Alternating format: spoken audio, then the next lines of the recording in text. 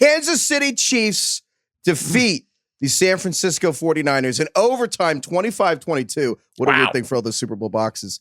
Wow. Close game, Jim. Reba McEntire said Brave twice, Jim. Do they stop the clock after the first Brave or the second Brave, Jim? I don't know. When Romo said, well, if the Chiefs let the clock run out in overtime, Jim, it's the first possession. It's the first quarter of overtime. And I was like, is he like, what's going on with that guy? I just want to say that Romo was terrible in this game. I watched this game. I wasn't feeling well, so I stayed home from the Super Bowl party. And I listened to every single second of Tony Romo and watched every commercial. Romo was not good. Ryan Curtis here at The Ringer pointed out that Tony Romo doesn't know the names of any of the offensive linemen or linebackers or defensive players. He doesn't know the defenders' names or the line. And once I heard that, I've never been able to watch it the same way. He doesn't know any lineman names. He did the thing that Curtis pointed out where he's like, if the 49ers come back and win this game, like, you know what I mean? Like just picking one random play to decide the game. He starts talking and has no idea where he's going. Speaking of which, that's my favorite thing. That's what me and Romo have in common. Who do you feel worse for, Romo or Shanahan right now? $20 million to work 1 day a week. Dude, all right. Just vibes wise. All right, we'll go through everything. I don't know where you guys want to start, but obviously, so Chiefs back-to-back Super Bowl champions, 3 Super Bowls in 5 years.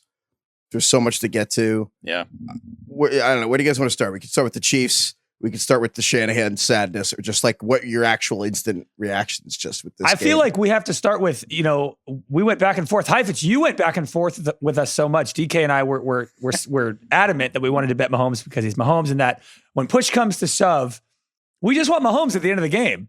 And it's kind of exactly like how this game played out. I mean, this was a close game, and it basically came down to the Niners kicked field goals and the Chiefs scored touchdowns. And that was kind of the difference. Yeah. And it was Mahomes. 100%. I mean, I think that this game was, I think this game in a nutshell to me, the play I will remember other than the obvious Mahomes being great. I think the play that represents the entire Chiefs season, if I could pick one play and be like, that was Kansas City. It was Marquez Valdes-Scantling running backward. Running backward with the fucking ball. Have you ever seen that? The whole year, the whole run of the Super Bowl, we're just like, man, these guys can't catch. And actually, the one goddamn time that MVS held onto the ball, and he's like, oh, it should be 2nd and 3. He's like, what if I ran 10 yards backward and gave you 2nd and 13? I've never seen that. Never. The only time I've ever seen that is when a guy tries to turn a play, tries to reverse the field and gets tackled but he just got spun around and ran the wrong direction. Deebo Samuel does that, not Marquez Valdes-Scantling. I actually think, to your point, DK, not guys who were trying to run an end around or do a lateral play. I think it was the worst yards after the catch play I've ever seen in a competitive game. But really to the point, what is the Chiefs if not for the receivers go 10 yards backwards so that Mahomes could go 40 yards forward? That was the season, literally from week 1 with Kadarius Toney. And then the fact that Mahomes just literally hands on his helmet surrender cobra when he saw MVS do that. And then was like, screw it, whatever. Went back to him on the next play. And then they won the game. And 8 plays later, they're in the end zone to Mecole Hardman, right? Who they acquired at the... Absolutely perfect. It is the 2 guys, the 2 out of the 3 Stooges, because they've got 3 of them. MVS, Mecole Hardman, and then, of course, Toney. But Toney was inactive, probably mercifully for all of us. Yeah, that was a smart move. They literally probably won the game because he didn't play. Anyway, Mahomes literally won a Super Bowl with the 3 Stooges at receiver. Obviously, he has Kelsey. Kelsey was great in the second half anyway, and overtime. Yeah. But yeah, I just thought it was so emblematic of this Chiefs offense and this Chiefs season in general that the Super Bowl heroes, the guys making Super Bowl catches, touchdowns in this game are Mecole Hardman and Marquez Valdes-Scantling. Those are the guys Mahomes is dealing with, and he still won the Super Bowl. You know what I mean? It's just wild. I think that the argument for Patrick Mahomes as the 2nd greatest quarterback ever, I think it's Brady's in his own tier just for the longevity of it. I think Joe Montana and Mahomes is already tier 2. And the argument is this. The Chiefs traded away Tyreek Hill and just won 2 Super Bowls. I know. And then they won 2 Super Bowls. Tyreek Hill is consensus the greatest receiver in the NFL since he left. The only reason he didn't win Offensive Player of the Year is because he got hurt. Consensus best receiver. They replaced the consensus best receiver with like the consensus worst receivers, like Tony and MVS and guys who cannot, like literally the best and worst players. And then not only did Mahomes be like, hey, deal with it, bud. The Chiefs also weirdly just can't do 3rd and 1. They can't do 4th and 1. They can't run up the middle. And they're like, you know what, Patrick, just fucking deal with it. So he's like, receivers who run backwards, like 3rd and 1, 4th and 1, the final drive of the year with the season on the line. Like, all right, Patrick, you're the leading rusher. You're the 4th and line. You're the 4th and 1 short yardage back. He literally, I think that this game and this season stretched the limits of how much one player can matter in a team game. Do you think if you made a list of a 1 to 100 of the 100 receivers in the NFL that like matter, do you think MVS, Hardman, and Tony would be like 98, 99, and 100? Like where literally, do you think of anyone you'd rather not have? All 3 of them are from 90 to 100. Like literally, I actually think and I love Justin Watson, but he played the best of them. I think they're probably all in between 95. And even Justin Watson had a bit like a pretty bad drop in the game too. Yeah. It's just crazy that like this was supposed to be their off year. I mean, like I felt like last year they eked out a Super Bowl and it was like, wow, they stole one without like a real wide receiver. And now they did it again. This team was they played one home game in the playoffs. They were underdogs in every game after the wild card game. They had to play a wild card game. Like they didn't even get a first round bye. They were really weird this season. Their O-line was worse. Like, I just can't believe that they did this with this team this year. So, dude, hope is at an all-time low if you're in the AFC. Like, I just swear to God. Like, Craig, you nailed it. The Chiefs, like, again, the reason the Chiefs traded Tyreek Hill was because when Christian Kirk got $17 million a year from the Jaguars, Tyreek Hill's like, well, I'm definitely worth 1.5 Christian Kirks. And the Chiefs like, shit, we can't. Because the Mahomes had just been running around the Bucs Super Bowl, and they just lost the Bucs Super Bowl because Mahomes, and they're like, we cannot get this guy hurt. We cannot Andrew Luck Patrick Mahomes. So they're like, we have to invest in the O-line. The Chiefs made the conscious decision to sacrifice 2022 and 2023 at the altar for the entire decade. They're like, Mahomes will be healthy. We invest in the O-line and the defense. We suck it up. It sucks. Like, we won't be as competitive without Tyreek, but like this is the right long-term decision. And then they won the goddamn 2 Super Bowls, and they're still set up for the deck. And that's the thing you have to like understand with this big picture is they made a long-term decision at a short-term sacrifice, and now they won it. They have the youngest defense in the NFL. This is the first team to go back-to-back in 20 years. Since Brady.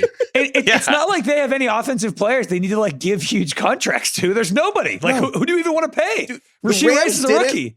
The Rams were like, fuck them picks. The Rams went literally, you know what it is? It's if you have a dynasty league, like the Rams were the guy who trades all their picks away to win now. The Chiefs sold all their players to collect picks and then just like, oh shit, I guess I just won. Like literally they did it by accident. They weren't trying full throttle. It's everyone is so fucking screwed. I'm sorry for listening to kids. Everyone who's competing with these people is so demoralizing. Do you remember a month ago, Jamar Chase was like, and they asked him on SportsCenter, like, who do you want to win the Super Bowl? He's like, anyone but the Chiefs.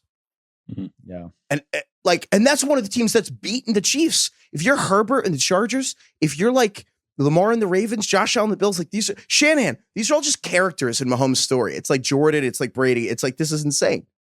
I found myself during the game because obviously the 49ers defense was absolutely freaking flying all over the place in this game. They were very impressive. Held the Chiefs to 3 points in the first half. Like the Chiefs couldn't do anything in the first half. But at the same time, like legitimately, I remember having our conversation on the pod the other day. And at no point was I like worried about the Chiefs. I was like, they're going to come back for sure. You know what I mean? Like, especially when the 49ers kind of let them hang around. And so, yeah, it was just like exactly like we talked about. Mahomes is inevitable.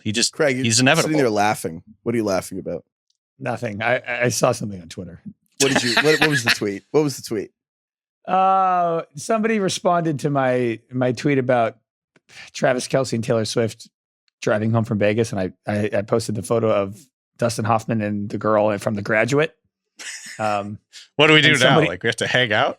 Yeah. I don't know.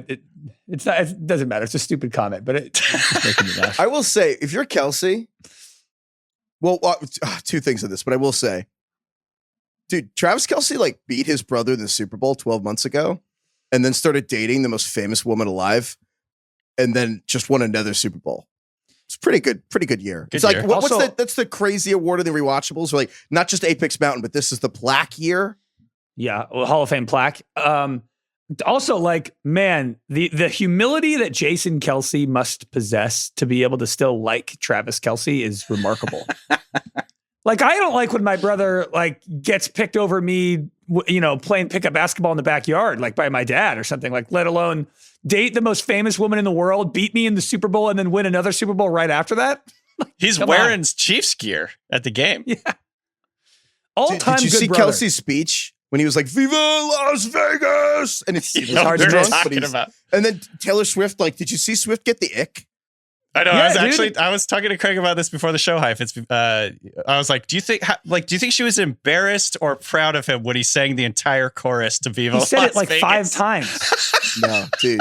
He's still going. She was like offended. I feel like she finally reached the experience of just like having a husband that you like love, but also like are really embarrassed by. And you're like, yeah. And then he's saying, that's him. You have the right, or you have to fight for the right to party. He sang the full choruses to 2 songs in his speech. Different songs.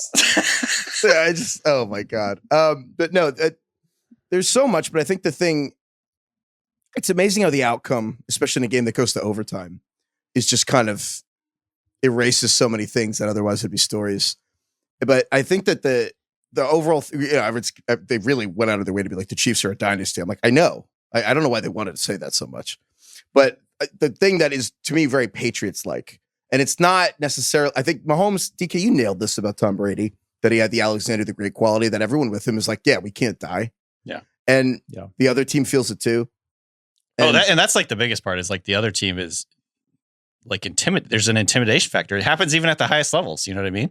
Totally. And I also think that the Chiefs are in a very unique spot. They're kind of impervious right now because I would say most teams who win the Super Bowl the next year is an obvious letdown spot. It's like coming down from a high. The Chiefs, because they keep winning when they're technically not really supposed to, like Heifetz line, mapped out with all the like post Tyreek Hill stuff. These are supposed to be their off years. Now it's kind of like they have this like untapped confidence now where it's like, it doesn't fucking matter who's on our team. It doesn't matter if we just won a Super Bowl, if we just won 2 Super Bowls. Like, to me, their confidence is going to be just as high. The target's on their back. It's been on their back. They don't care about that. They're like unbridled right now with power.